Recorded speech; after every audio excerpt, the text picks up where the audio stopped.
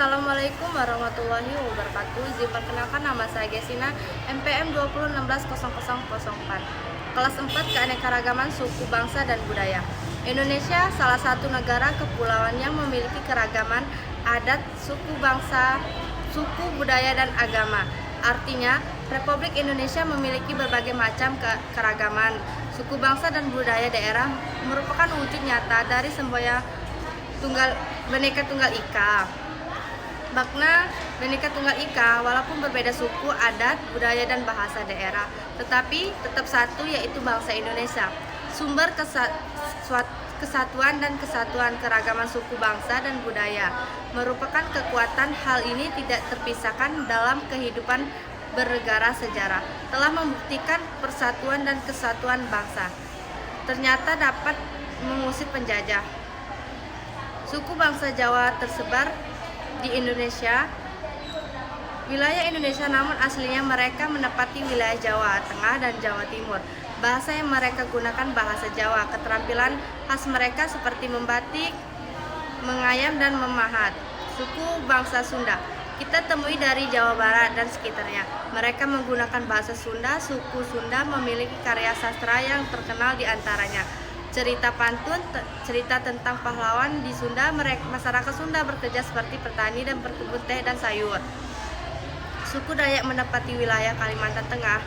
Ada 4. Yang pertama, budaya setempat. Yang kedua, pakaian adat. Yang ketiga, pakaian adat dipakai pada acara khusus, salah satunya berupa pesta, perkawinan, upacara adat, dan sebagainya.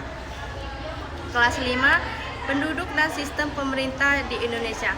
Penduduk atau warga suatu negara atau daerah bisa definisikan menjadi 2. Yang pertama, orang yang tinggal di daerah tersebut. Yang kedua, orang secara hukum berhak tinggal di daerah tersebut.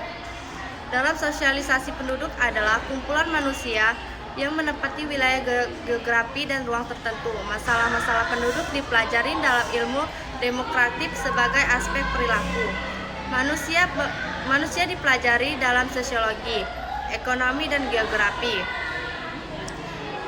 Istilah sistem pemerintah berasal dari gabungan 2 kata sistem.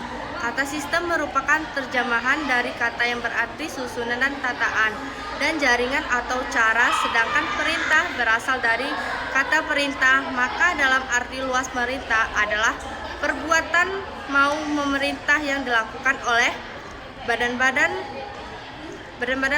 legislatif dan yudikatif di suatu negara dalam rangka mencapai tujuan pelanggaran negara. Sistem pemerintah diartikan sebagai suatu tatanan yang utuh yang terdiri dari atas berbagai komponen pemerintah yang bekerja saling bergantung dan memengaruhi dalam mencapai tujuan.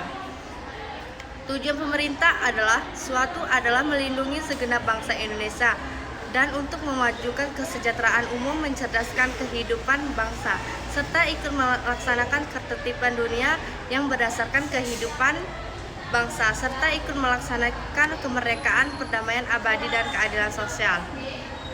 Pokok-pokok sistem pemerintah ada 5. Yang pertama, bentuk negara kesatuan yang prinsip otonomi di daerah luas. Yang kedua, bentuk pemerintah republik. Yang ketiga, presiden adalah kepala negara dan sekaligus kepala pemerintah.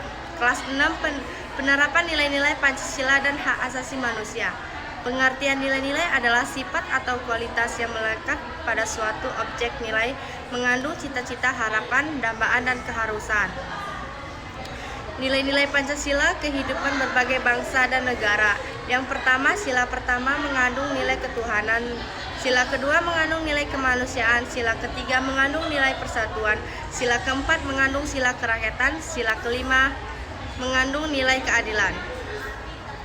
Hak asasi manusia. Hak asasi adalah hak yang didapatkan seorang sejak lahir. Hak asasi manusia tidak dapat diambil atau dicerdas kepada orang lain. Salah satunya ciri-ciri HAM, yaitu seperti hak sipil, politik, ekonomi, dan sosial budaya. Pelanggaran HAM. Pasal yang membuat pelanggaran HAM adalah Undang-Undang Nomor 39 Tahun 1999 menjelaskan setiap perdebatan seseorang atau kelompok termasuk aparat negara, baik sengaja ataupun tidak, dibatasi mengurangi dari pencabut HAM. Sekian dari saya. Wassalamualaikum warahmatullahi wabarakatuh.